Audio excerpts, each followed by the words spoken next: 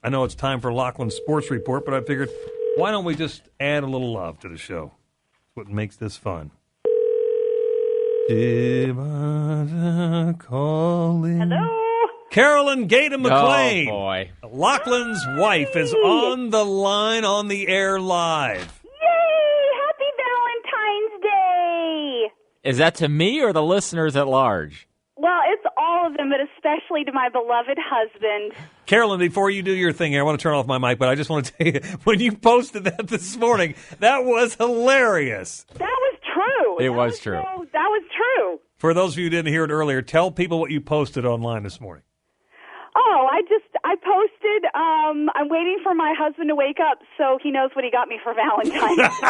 That was brilliant. That's why she's a keeper. That is why she's a keeper, because she has figured out after 11 years together, better to get what you want and just have what you want than have me get you Tupperware or something really inappropriate and wrong. So, honey, I even had it gift wrapped. I know, she did. We had lunch together because we can't have dinner together tonight, and we had a great lunch together, and she broke it out, and it was beautiful. I said, wow, this is just gorgeous. I did a great job.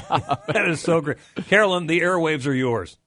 Well, no, I just wanted to tell the ladies out there, this is why I wanted to be on the air with you. I said to all the ladies that are crying the woes over whatever on Valentine's Day that I married the most unromantic man on the earth. I knew this going in, but I thought I could change him because, ladies, you know that we all think that we can change our men, even if it's just a little bit. And now I'm, almost 11 years into marriage, 2 children later, and I know that ain't happening. So I've just totally accepted it, and that's why I do the things I do like I did this morning. But I was telling my little sister this story, and she had never heard it, and she said, you got to tell everyone that right after I left Wave Television, when I was a reporter, I switched over to do communications for Six Flags, and it was a new office. We had a new baby. We'd only been a few years into marriage, and all these women were getting their bouquet of roses to the office, and I was so excited because I was sure that Lachlan knew this was going to be a big day in a new office and I should get roses, because most of the time it's just the status of your friend seeing you with the roses, and I'm just going to be honest. And so Miss Beverly at the front desk said, Carolyn, you got something at the front. And I went, I'm a little chipper walker. I went trotting on up to the front desk all excited. And I was like, oh, where is it? And she's like, right here. And I was like, right where? She's like, right here. And I'm like, what? And Lach, I love him, but he must have known it was important enough.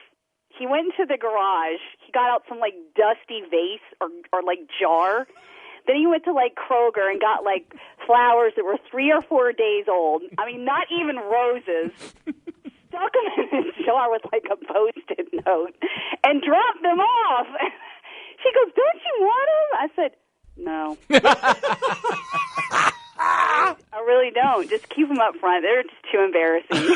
She said, oh, Carolyn, it's so sweet. And I said, no, just keep them up here. It's embarrassing. She thought that was horrible. And I was, I should have been happy then, and I'd be happy with those now. But, you learn over the years. See, but you talked about not changing me. Just the fact that I did that was a change, was it not, from the guy that you met back in the 90s? What did I do?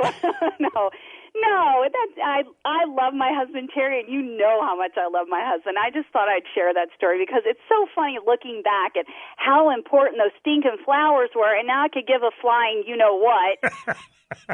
If I get them or not, I go out and I get myself what I want, and I wrap it, and I say, oh, sweetie, thanks for getting this for me, and I buy it with his credit card.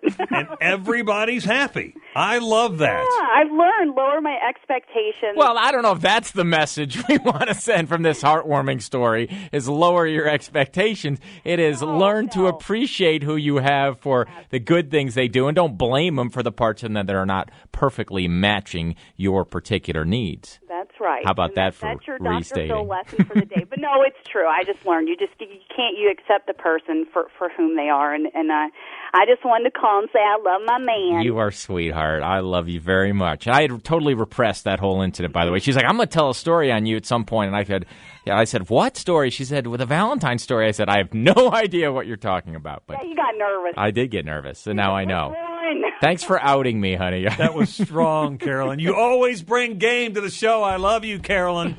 I love you, too. You'll have a good, happy Valentine. Bye, baby. I love you, sweetie.